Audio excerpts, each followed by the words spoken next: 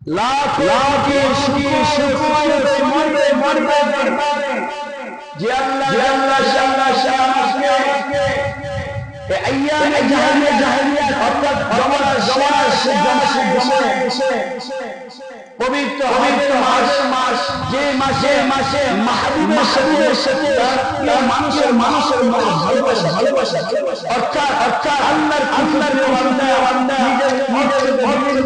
নিজের সময় করে আল্লাহর মাস